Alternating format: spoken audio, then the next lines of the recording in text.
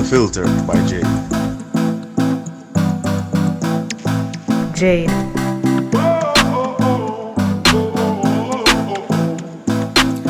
Welcome to the Unfiltered by Jade, where we educate, empower, and entertain. Feel free to like, share, subscribe, download, donate, and make everybody know about this.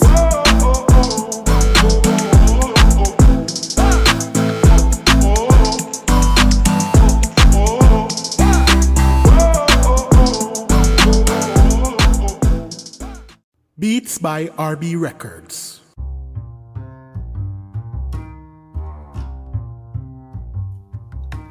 Shopping assistance, your style, your budget. Our services include online and local shopping for individuals and businesses, personal shopping, purchasing of company and office supplies, importing and exporting small packages across Jamaica and worldwide, and helping you find unique gifts and items for all events and occasions. Contact us at 876-919-5195 or shoppingassistance2015@gmail.com. Shopping Assistance, your style, your budget. Welcome back to the Unfiltered by Jade. Today we have with us here a special guest.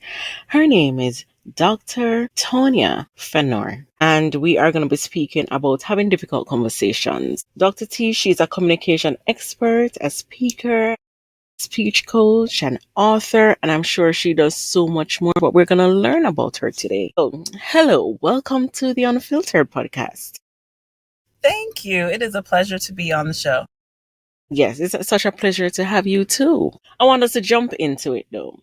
I want to know what do you personally define as a difficult conversation, and why do you think many people avoid them? So not just me, but in communication, like research and work that we do, difficult conversations usually are the most difficult when there are like high stakes and values. So like high stakes involved. So that means it matters. It's something you're having a conversation about, something you care about and something the other person cares about.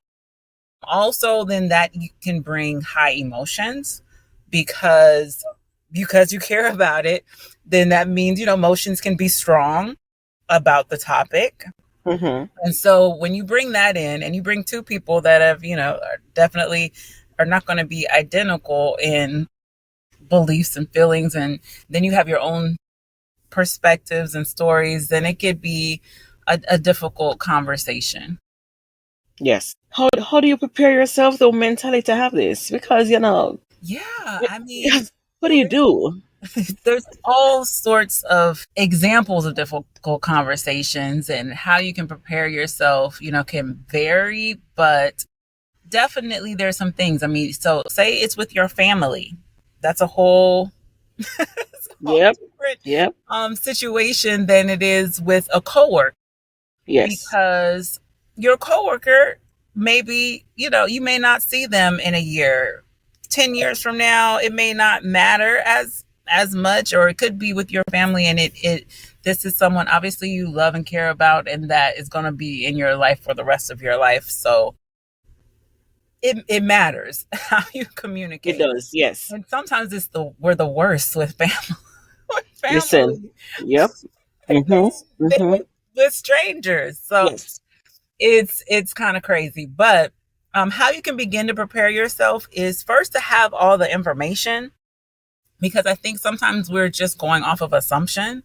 Right. And we either assumed they are doing something or did something or said something that we don't even know for sure if it happened, or if they did or said, or, what we've created this like story in our mind of what happened. And so first of all, we need to go in the conversation seeking to understand, and even see if our own, interpretation is completely off, because that can happen.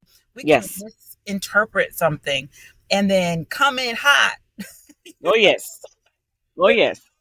Taking the time to really understand, am I even seeing this right? Am I even understanding what actually happened. So first try to get all the facts. Try to get all the like what really happened. What is the real issue here?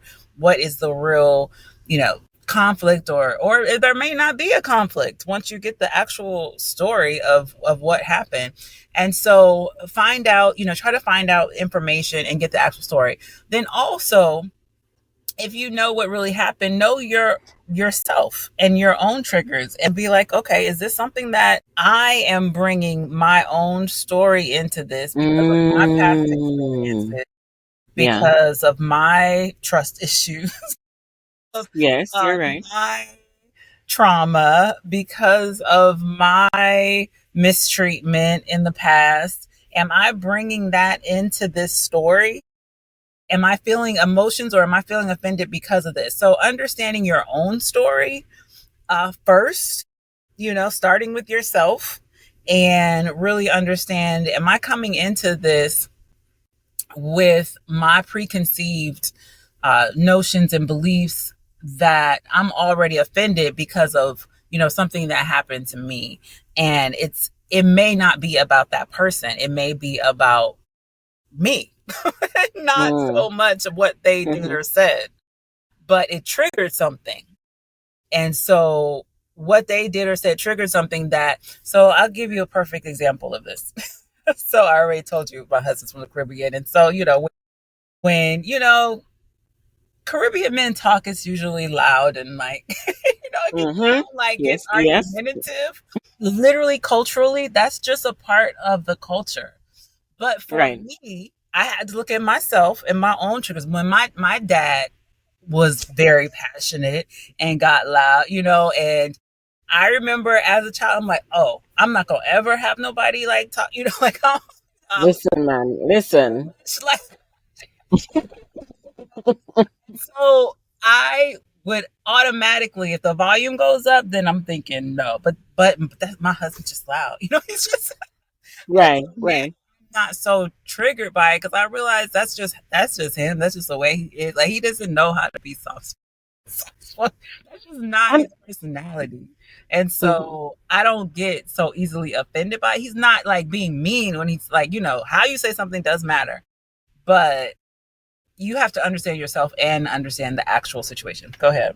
I'm listening to you, and I'm saying I love the example that you gave, because what you're saying basically is that how we respond to anything communicated to us depends on how we perceive it based on our triggers or past, etc. That's what I'm hearing you say. What I just did also a while ago is important because I just asked, that's what I'm hearing you say. So no, you have to correct me if that's what I said or didn't say. That is perfect. And what you did is a great example of what you should do. Yes, you're doing good. It's what you should do in conversations because you're checking, that I'm tracking with you. Like, you're checking to make sure that what you're hearing is what I'm saying, because your perception is more important than me getting across my perspective. I could say something and I'm strong and I'm passionate about it, but you're perceiving it a totally different way. We're not communicating. No. Because you're not understanding it correctly. And so when you paraphrase like you just did, or you ask questions, you're really seeking to understand.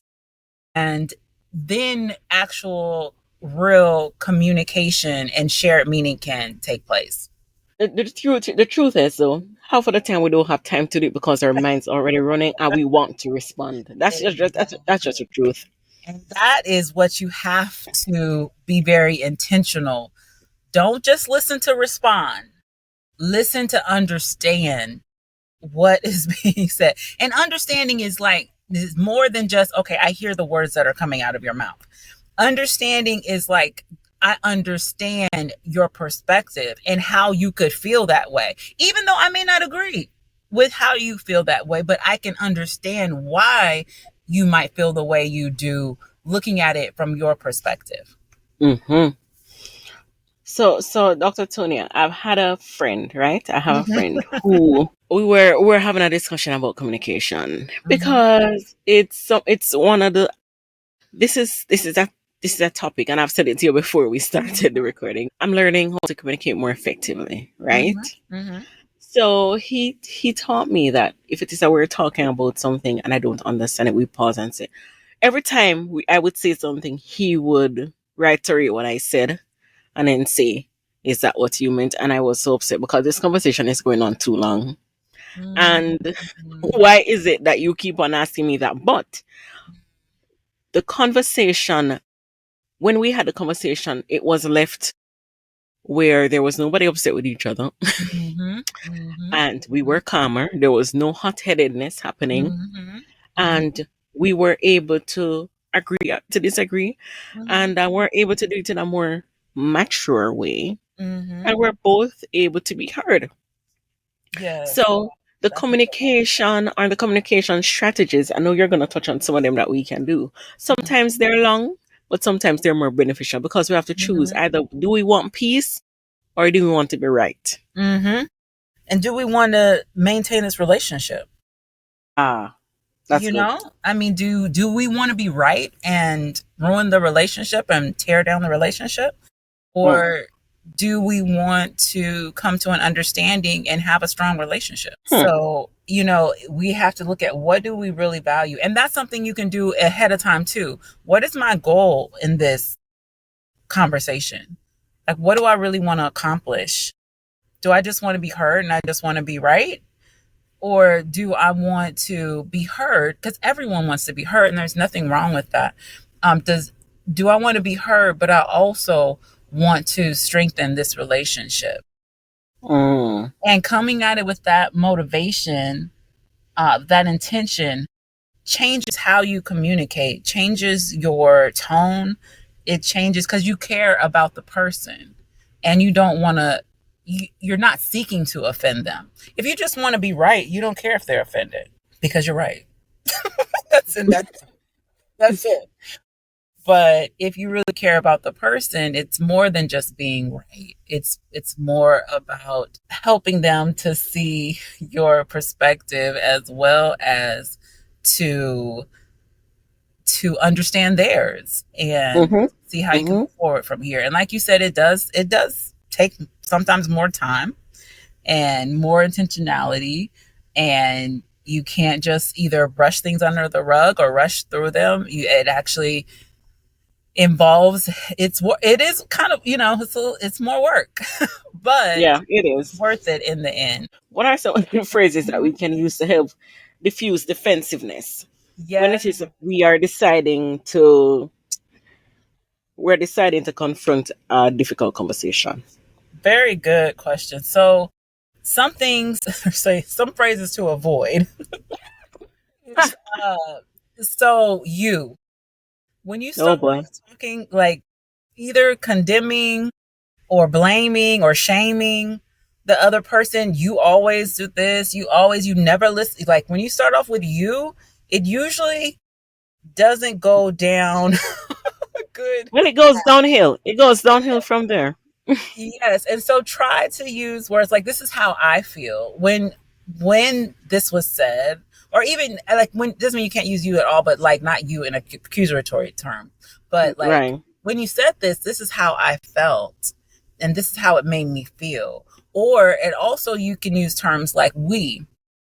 I would like for us to talk about this so that or I would we can grow in this. So like not making it all about them and what they need to do to you trying to fix them, because actually we can't fix anyone. We can't fix anyone. That's their decision if they're going to change or not. It's completely up to them, and we can't be Right. upset if they don't, because that's it's their perspective. But Right. we can help them to understand how we feel and how something may make us feel. You definitely have a right to share that, but not to, because they're going to already be defensive in their response if you're coming at them like attacking them. Right. So that's one thing to try to avoid, like generalities, like, you always, you never, Like, listen, like that, because I know in the heat of the moment, I'm not gonna ever say that. I've never said that. My mom says never say never. To really try to work hard not to. And girl, I'm just saying, when I'm listen. talking to my Mm-hmm. children and Mm-hmm. and I'm telling them for the 118th time to pick up their Listen. clothes, Listen. it is so tempting to say you always You and you never. always, man. But I'm working on a gentle parent. So to try to say, okay, hun, can you get this up? Can you pick this up? I know it's like this, every day this week, but I'm gonna speak life, and you are, And when I do say you, but in a positive tone, like you're a great helper. You're like, when you're saying things like that, then of course that's a positive, thing. Yes. But when we are in the heat of the moment and we're tempted to use it in a negative way, that it's try to avoid. Yeah. But how do you handle conversation with someone who refuses to engage Mm. or shuts down completely with you when it is that you're trying to and you're doing all the good that can come from your soul? That's your soul. Your I'm telling soul. you. So now let me say this. Conversation is a two-way interaction. Yes. It can't be just one person wants to have this interaction and the other person completely does not want to have this interaction. And so and one thing that I talk about in my book, Win with Words, is that I give a four steps to having difficult conversation. And one, checking your own story. And the second is timing. It's like sometimes it's not the right time to have that conversation, either for you, if you are tired, hungry, lonely, scared, like all those type of times Emotions, are right. not the best time to have Right. a conversation. And then even though you may be okay, it's not the best timing for the other person. Other person, Or right. it could be the setting that you're in. You're Right. in a business meeting, is not the time to address this in front of everyone with Right. that person. You need to set aside some time to go over this, and maybe give yourself time to not be hot, to come, to give Yeah, to calm down. yourself. Calm down a bit. Right. Yes, yes. And there's even times with my children, I'm like, hey, we need to talk about this later, because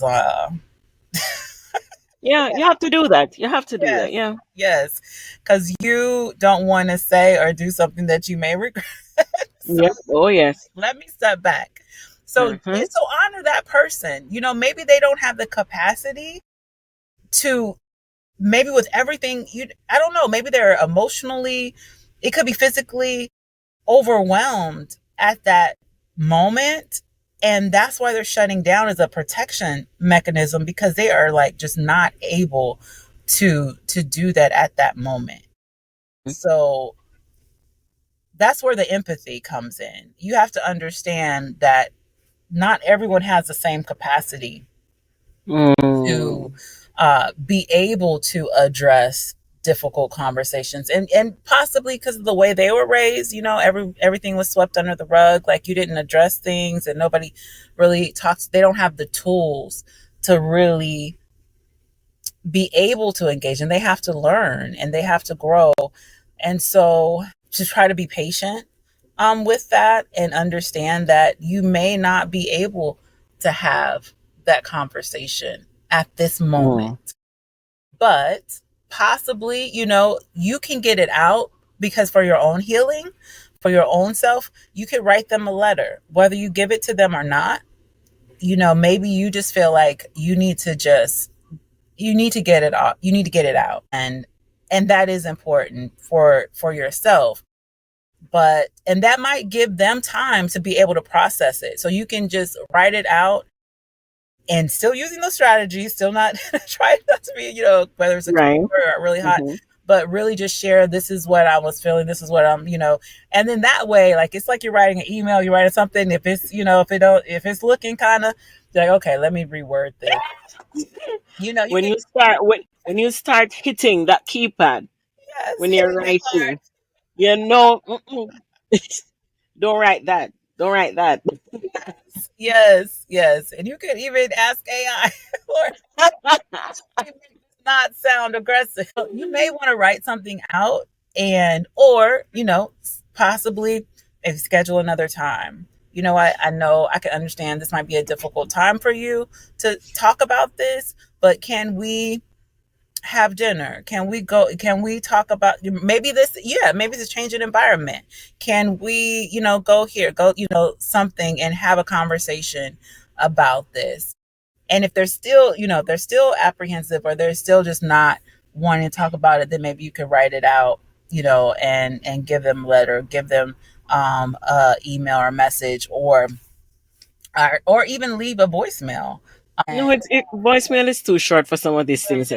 Some things needs to involve conversation, and so you just may need to have it at a later time, or just be patient, because some issues are really deep. And it's like, you always hear about those people like this on their deathbed, and then they like finally able to talk, or like the father's like, I loved you, and like, but it's like they weren't able to say it like before they. Right. So Right. yeah. Whew. What can we learn about ourselves through having hard Oh my conversations? goodness, so Yeah. much, so much. Oh, Oh, like I said, even in my marriage, I learned, okay, this is some of your own triggers, and your own, right. this is not about your husband. This is about you. Right. So you learn about, what has affected you, from your childhood on. You learn about yourself and your own emotions, and how to have emotional intelligence, and not be popping off on everything. And you learn how to advance in your job and your career, and be professional.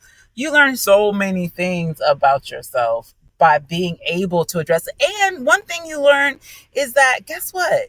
It wasn't that bad. Like, sometimes you think that it's going to be so bad, and then you have the conversation, and maybe it was kind of rough, but you felt better afterwards.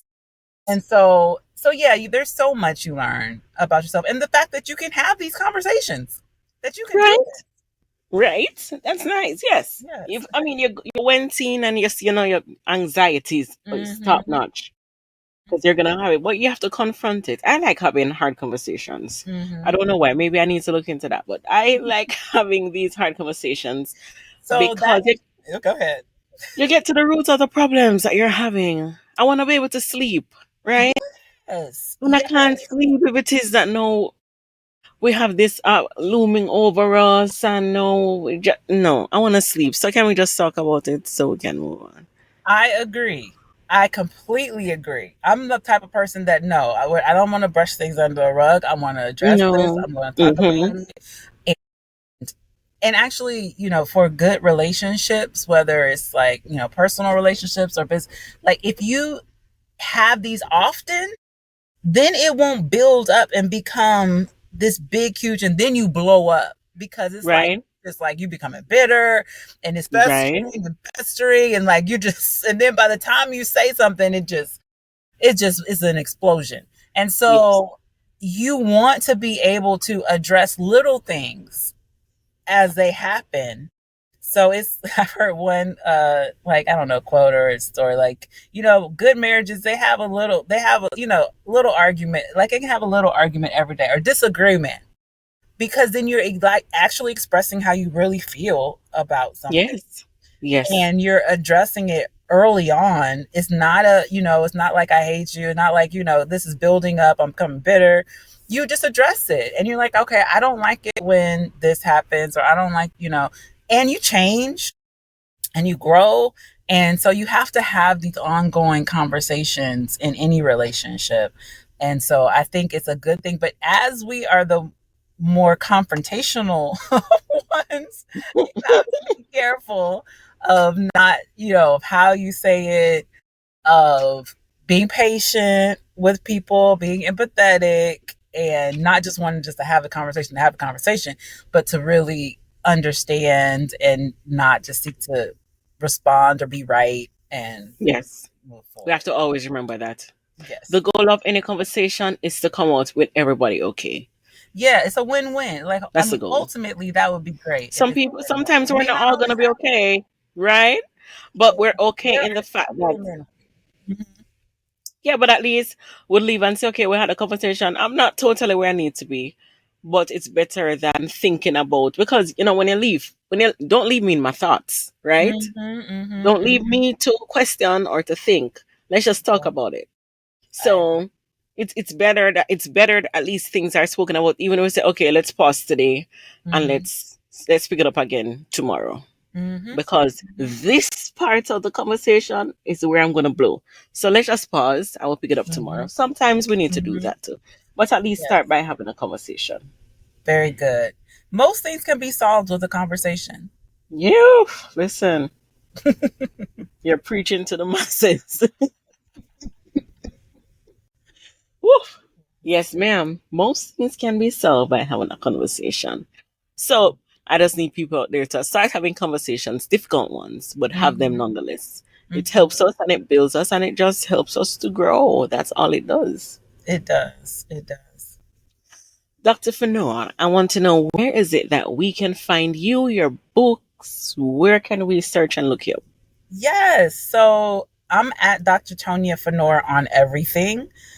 So definitely social media at Dr. Tonia Phanor. Online, drtoniaphanor.com, or if I do training and coaching for companies and individuals, and it's communicatewithconfidence.net. But I just released my latest book, Win with Words. Woo! Yes, I'm very excited. Congratulations. Yes, thank you. Win with Words, Change Your World by Changing Your Words. And it is available, on all platforms, but also on winwithwordsbook.com. Okay. Winwithwordsbook.com. Mm-hmm. Lovely. Lovely. I want to say thank you so much for sharing. You hit a lot of the nails on the heads with this conversation. So Yes. thank you for sharing that with us. Yes, thank you And for thank you for having helping us to have difficult conversations. So thank you so much again for sharing. And I want to say thank you so much to my listeners for continuing to listen to The Unfiltered by Jade. And we'll be back next week, Tuesday. Thank you.